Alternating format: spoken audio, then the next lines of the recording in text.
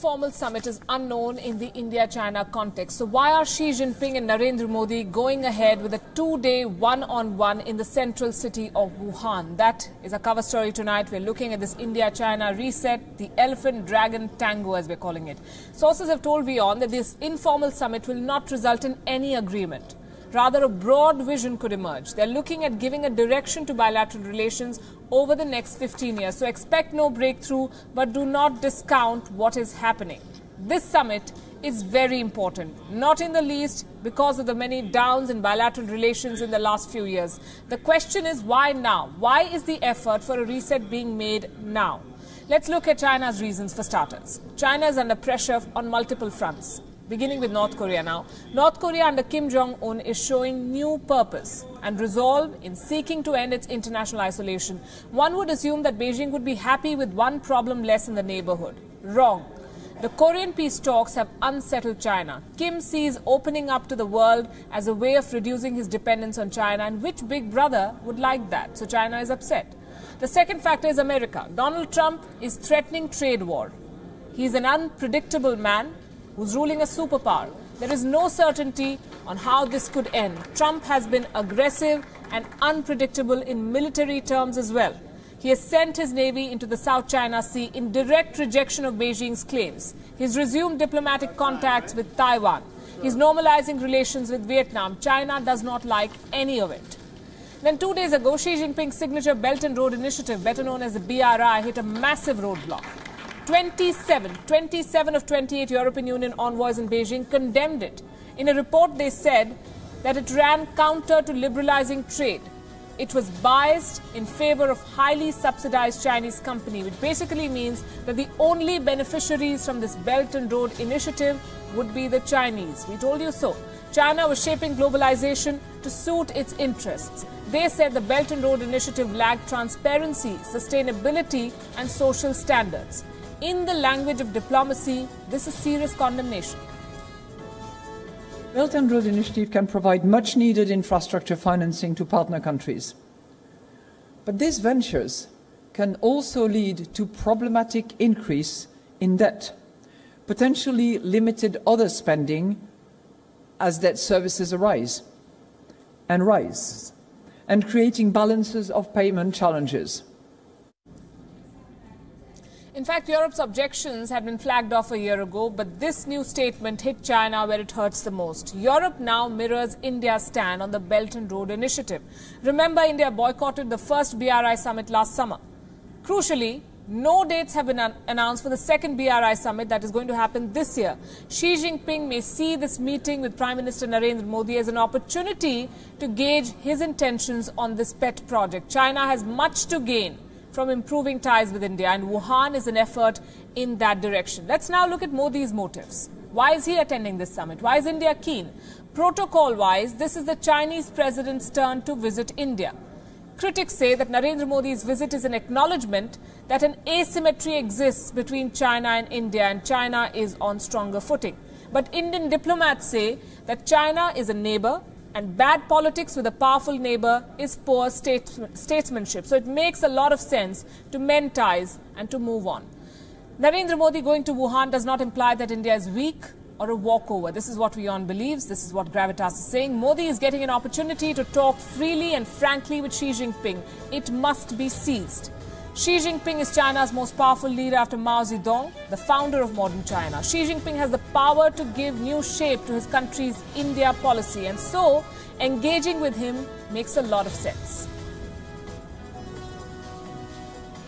在这次会晤中，习近平主席和莫迪总理将围绕当今世界百年未有之大变局进行战略沟通，并就中印关系未来发展的全局性、长期性和战略性的问题深入交换意见，为中印关系把握大方向、树立新目标、开创新局面。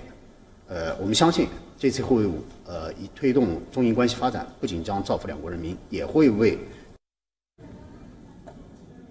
There have been enough hiccups in the India-China relationship. Sources said that the standoff on the Doklam Plateau in Bhutan last year, when China sought to build a road and India stopped them, has rattled both the countries.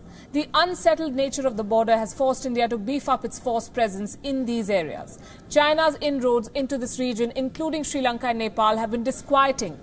India needs to probe China's intentions, understand the strategy, and find a way to make the most of the new geopolitical realities. Burying differences would be a big win. Finding common ground and avenues of cooperation would be a bonus. Wuhan comes after a very difficult period. It is weighed down by the burden of expectation. So I repeat myself, expect no breakthrough. Look at this as a new start. And this is a meeting that the world, of course, will be watching, just as the world watched two Asian giants locked in an eyeball-to-eyeball confrontation not very long ago. For perspective, here's a look at how strained ties were not very long ago and what has led to this meeting. It's been a year of ups and downs for India-China ties. A meeting between the top leadership of both sides to reset ties comes after a period of sustained tensions. It began in May 2017 when China hosted the Belt and Road Forum. Leaders from 29 countries attended the event, but India chose to give it a skip. India has refused to join the trillion-dollar connectivity project over the China-Pakistan economic corridor that passes through Pakistan-occupied Kashmir. The Belt and Road project still remains a sticking point between the two countries. But irrespective of the differences, India gained China's support for full membership of the Shanghai Cooperation Organization. And Indian Prime Minister Narendra Modi attended the Astana summit in June last year.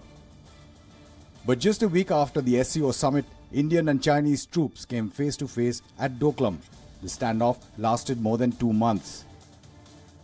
Shrill rhetoric from China, like this video from the country's official news agency Xinhua, only added to the tension. The delimited boundary into the undisputed Chinese territory. But diplomacy saved the day.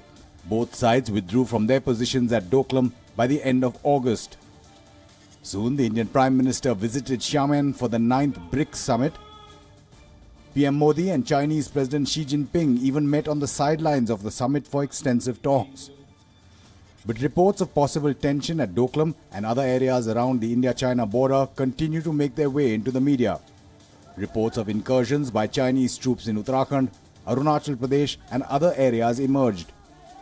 But New Delhi and Beijing are now taking steps to diffuse tensions. It began with a series of high-level exchanges. The Chinese Foreign Minister Wang Yi held talks, first with India's Foreign Secretary and later External Affairs Minister Sushma Swaraj. India's National Security Advisor Ajit Doval also paid a visit to China and met with a top Chinese diplomat in Shanghai.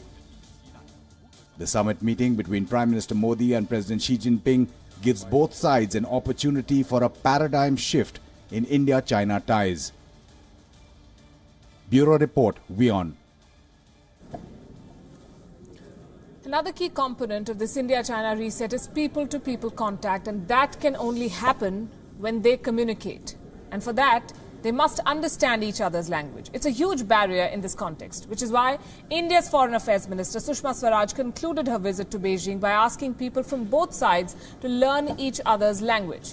Swaraj made the remarks during a program called Contribution of Hindi in India-China Friendship, organized by the Indian Embassy in Beijing.